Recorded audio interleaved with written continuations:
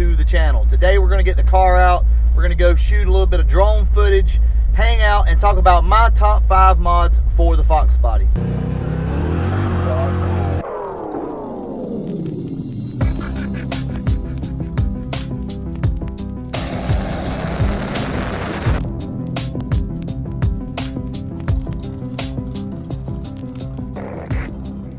Alright guys, I got the drone right here. We don't usually get this thing out very much, but we're going to get it out today. We're going to go get a few shots of the car today with that. While we're out, we're going to talk a little bit about my top 5 mods for a Foxbody. We'll go into a little more detail, and maybe, just maybe, we'll touch on the wheel situation. Let's go ahead and hit the road. I had to adjust the TPS on my car. Started kind of acting funny again, as a lot of these Foxbodies do once you put a cam in them. So I had to adjust on the TPS a little bit. And I actually went down to, I think it's like a 0.88, which, believe it or not, works really good on my car. So I guess we'll probably cover that here pretty soon. We'll go back over the whole TPS thing. And I think what I might do is have Andrew go outside without me knowing what it is that he's doing, and basically just mess up the whole situation. Change the TPS, move the timing, move the throttle screw, like everything, and just try to jack it all up and let me go out there and try to figure out what it is that's going on with the car. I think that'll be a fun video, and we'll see if I can fix it. Alright guys, so we're out here with the Foxbody today. I'm going to get the drone up, take a few aerial shots. I'll probably be using some of that for our 2019 intro. I think I'm going to change everything up a little bit, so I'm just kind of out here today getting a little bit of footage of the car, and I'll probably get some rolling shots and stuff like that so we can include this car on the next intro. Next intro should be a little shorter, somewhere around 10 seconds or so. I'm not sure on the music yet, but that's coming pretty soon. It may not come out for the first for you guys, but here pretty soon, within the next couple of weeks or so, we should have a new intro. Alright guys, so this is what we'll be using. This is the DJI Mavic Pro. So we have it all linked up here. Pretty much what I use on all my aerial stuff, which I don't do much anymore, by the way. But this is what I use. This thing works pretty good. It's really portable, so if you guys are looking for a drone, you can find these pretty cheap now, because I think they've come out with a different version of this. But anyway, I'm just going to get the drone up, get a few aerial shots, and then we'll go talk.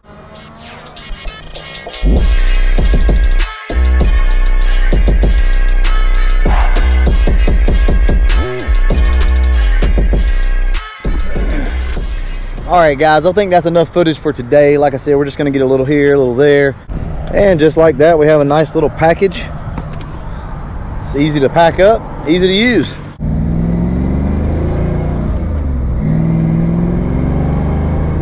So I'd like to talk to you guys about my top 5 picks of mods for Foxbody. Now, everybody's top 5 are a little different. I'm sure some of my top 5 will probably be the same as yours, but I like to do things a little differently. All right, guys, so let's go ahead and get started. Number 1 is lowering the car. That's probably the very first thing I do to almost any car that I get. It just gives it that nice, low, aggressive stance when you lower one. And to be honest with you, I typically don't buy lowering springs, guys. I cut my springs. I know that there's a huge argument out there about that. You shouldn't do that. That's being cheap. Honestly, I just prefer to cut them. It's cheaper, and it rides just as good, sometimes even better than some of your really aggressive race springs. So lowering the car is probably my favorite thing to do, and I'll try to show you guys some examples of cars before they're lowered and then afterwards.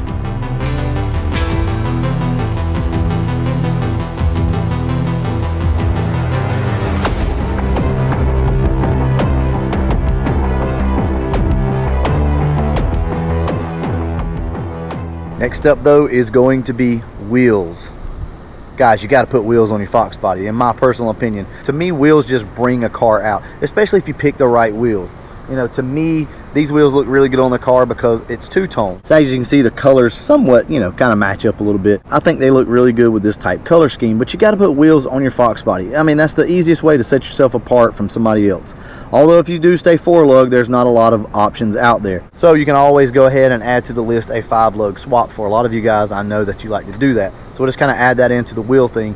But for me, I like to just stay 4-lug. It's easier, and I can find something out there to make it look different. Number 3 is exhaust. You got to have exhaust on your car, but let's be honest, nowadays most all of these cars, these Foxbodies, have some sort of exhaust on them. But let's say you don't. One of the first things you're going to do is put mufflers on the car. Flowmasters sound just fine. They sound great, actually. Mac makes some good mufflers. SpinTech makes really good stuff. I like the way SpinTech sound on these cars. And there's a lot of other stuff out there. I think Flowtech makes a Terminator muffler that sounds really good. I had those years ago. So exhaust is kind of an obvious, right? But let's talk about mid pipes. What's the best mid pipe, in my opinion, for Foxbody? I love an X pipe. I love like a 3-inch X pipe, but I'm going to tell you one that sounds better, in my personal opinion, on chambered mufflers, and that is a Mac Pro chamber. If you guys don't know what that is, I'll throw up a picture. Mac Pro chambers sound really good on these cars. And as long as you're staying low horsepower, it really doesn't matter what exhaust you put on it. You can put anything you want to on it. As long as you like the sound of it, who cares, right? That's my personal opinion anyway. Headers, I would stay cheap, you know, equal length BBK headers or something like that. You know, that's what I have on my car right now. They sound really good. I'll throw a link down here for you guys if you're interested in them, but I like those. Long tubes sound really good, but they make changing the starter and transmission, yeah, pretty hard. So number 4 is your short throw shifter. You've got to have a short throw shifter in these cars, unless you're going for that 100% stock feel, which I'm not totally against, but I really like a nice short throw. So what is it that I prefer? Honestly, I really do like the MGWs. That's actually what I have in Yellow Wolf, my 04 Cobra, and I like the MGWs a lot. But another good shifter is the Pro 5.0 shifter. Those are really great. They're old school, they're good, they're notchy, they're clicky. I like those shifters. Her shifters are really good. If you're going to be out beating on your car at all, you need to put a shifter in it, and I'll tell you why. The aftermarket shifters have little stops in here that you can go in and adjust, and what that does is keeps you from overthrowing your shifter.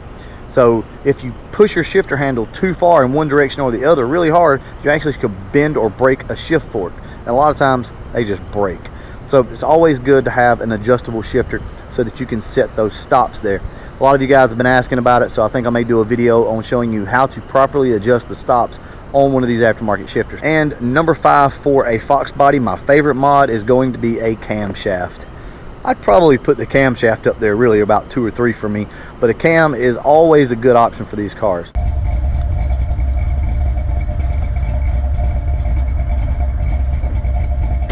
I'm not going to go into detail on the cams themselves because there is a lot of controversy out here on those. I typically just grab a B cam, and the reason why I grab a B cam is because you don't really have to do anything to the engine. You don't have to change the valve springs. You don't really have to change the gears in the car. You can slap it in and literally just put new gaskets on the thing and go. You know, automatic guys, it's not quite so easy for you. You can do it. You can put a B cam in your car. It's going to be really sluggish more than likely if you don't have gears, you don't have a converter, you got a bone stock car, and you just throw a B cam in. Even an E cam for that matter. Like I said, I could go on and on about the selection of cams and the difference between all of them, but me personally, a cam is a perfect mod for these cars because it goes with the look of these things.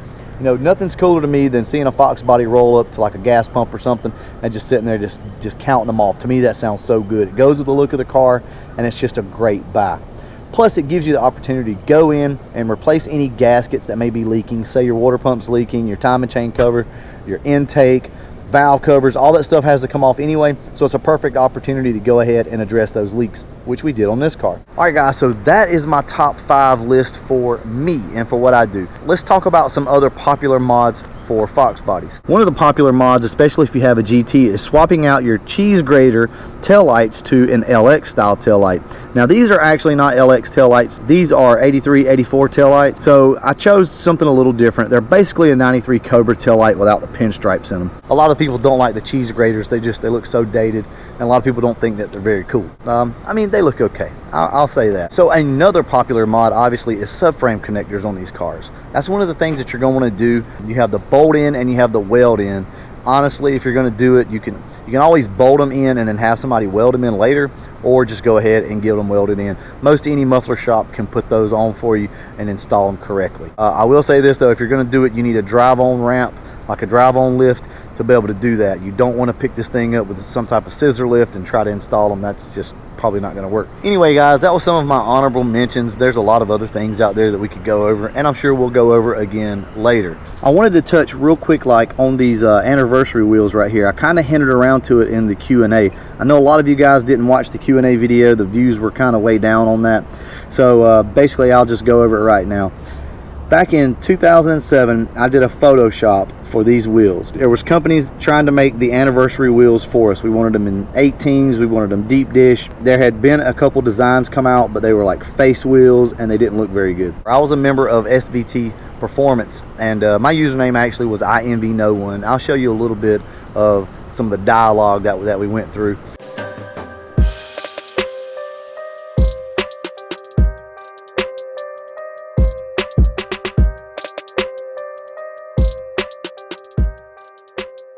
Basically what I did was I took a bullet wheel, an 18-inch deep dish bullet wheel, cut out the insert of one of these wheels, of an anniversary wheel, and put inside of it. That's how I made the Photoshop. That picture took off, and basically it was sent around to all the wheel manufacturers. People were emailing the pictures saying, this is what we want. We don't want these face wheels that you guys have been making.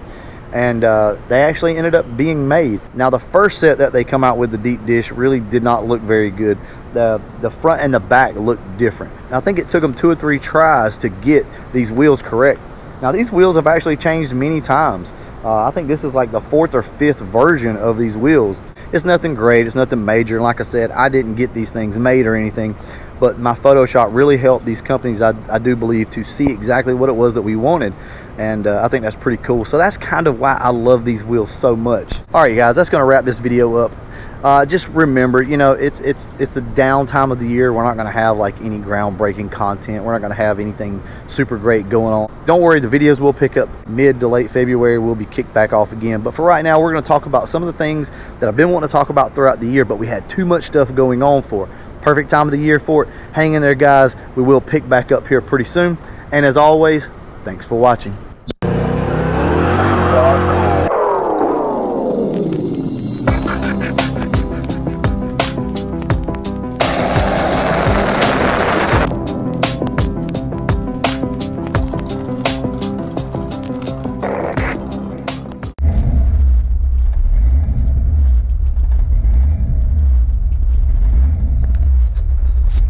Look guys, I can promise you it's not just you. My car's doing the same crap that your car does too. So I guess we're gonna have to do a base idle reset again on the car. I thought everything was good, but maybe I lowered the TPS too much on it. All right guys, I guess we'll cover this in the next video.